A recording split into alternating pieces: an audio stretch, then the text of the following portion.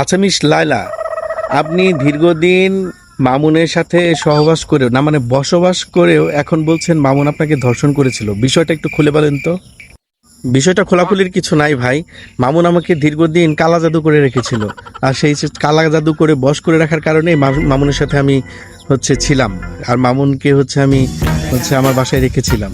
আর মামুন আমাকে ইচ্ছামতো আম, করেছে আর কি।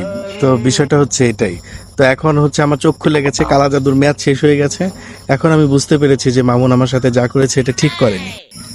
এখন তাহলে বুঝতে পারলাম যে কালা জাদু করেই মামুন আপনাকে এভাবে আপনার সাথে করেছে। আচ্ছা মামুন সাহেব, এই যে লায়লার সাথে এতদিন যাবত আপনি সহবাস করে না মানে বসবাস করে এখন লায়লাকে যে খেয়ে ছেড়ে দিলেন, সেটার কারণ কি একটু বলবেন? এতদিন তো সবাই জানতো যে আপনারা বিবাহিত, তারপর আস্তে আস্তে জানলো আপনারা লিভ টুগেদার করেছেন, আর এখন সবাই জানে যে আপনারা কন্ট্রাকচুয়াল ছিলেন। আসলে কোনটা ছিলেন আপনারা একটু বলবেন? দেখেন ভাই, উল্টা পাল্টা বইলেন না। অ্যাকচুয়ালি আমার কোনো দোষ নেই এখানে। আমি একটা সহজ সরল মুক্তিযোদ্ধা, হয়তো ভাতা পাইতাম না।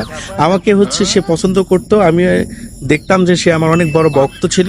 তো সে আমাকে অফার করলো যে তার বাসায় থাকতে, তার বাসায় সে আমাকে থাকবো, সে আমাকে খাওয়াবে, পড়াবে, এই সব কিছু করবে। এরকম যদি ফ্রি ফ্রি কোনো কিছু পাই তাহলে কি সেটা হাতছাড়া করা যায় বলেন? আর আপনি হলেও তো সেটা করতেন না, তাই না?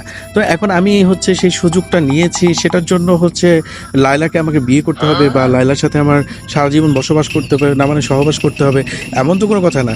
আর একটা মানুষের মেয়াদ শেষ হয়ে গেছে, এই বুড়া মানুষ নিয়ে আর কয়দিন ভাই বলেন, আপনিই বলেন।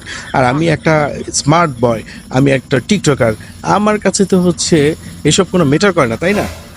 তো আপনারা উল্টাপাল্টা বললেন না। এখানে আমার কোনো দোষ নেই, সব দোষ মনির খানের। কারণ মনির খান একটা গানে বলে গেছে না, তোমার কোনো দোষ নেই, আমারই তো দোষ। দোষ মনির খানের, আমার দোষ নাই।